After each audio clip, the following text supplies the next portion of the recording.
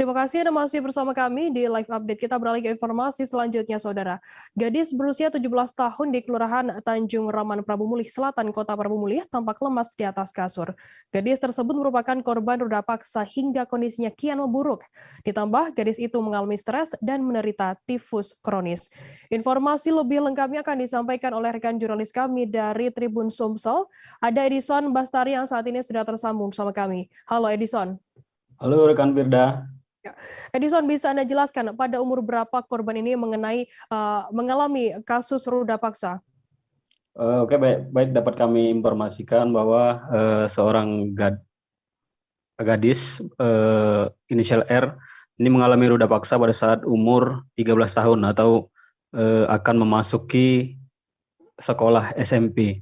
Nah, ini korban ini dirudak paksa sehingga membuat dirinya stres, demikian Firda. Sejak kapan? Apa kabarnya korban juga mengalami tifus kronis begitu? Sejak kapan sudah mengalami penyakit ini?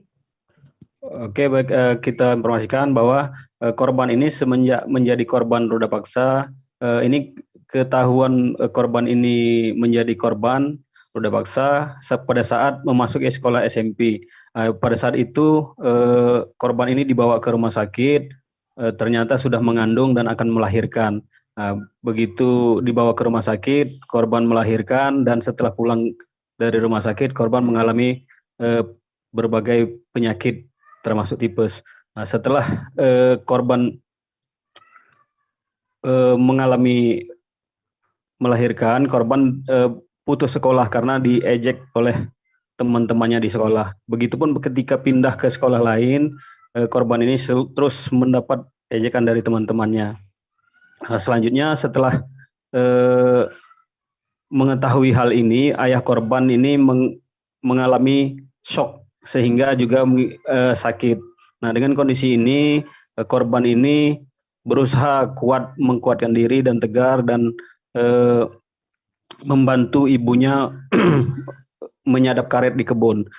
Korban ini belajar naik sepeda motor, namun pada saat akan mengantar ibunya ke kebun mengalami kecelakaan dan tertimpa motor sehingga jarinya harus diamputasi karena remuk. Selanjutnya setelah dirawat di rumah sakit, korban ini terus mengalami berbagai penyakit, bahkan sempat pada saat masa pandemi corona banyak petugas kesehatan enggan datang ke rumah korban ini sehingga membuat korban makin parah dan menyebabkan luka-luka yang ada di punggung, kaki, dan ini makin membusuk dan menjadi borok. Demikian rekan Firda. Edison, bisa Anda jelaskan sejauh ini apakah sudah ada bantuan begitu baik dari tetangga maupun dari perangkat-perangkat desa setempat? Untuk korban sendiri semenjak sakit, tetangganya mulai dari RT, RW hingga kelurahan terus memberikan bantuan. Kondisi ini karena keluarga korban ini termasuk keluarga yang tidak mampu, bahkan untuk biaya kehidupan sehari-hari, terus untuk pembayaran rumah kontrakan ibunya tidak mampu, sehingga warga beramai-ramai menolong membantu untuk pengobatan korban ini. Selain itu dari petugas pemerintah Kota Prabu Mulih melalui Dinas Kesehatan dan ke Puskes ini menanggung biaya pengobatan di rumah sakit.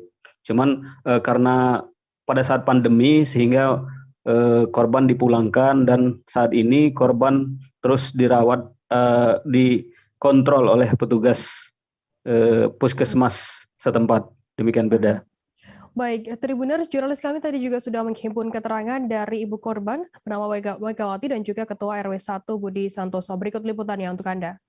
1 SD sampai kelas 6 megang juara umum terus kan.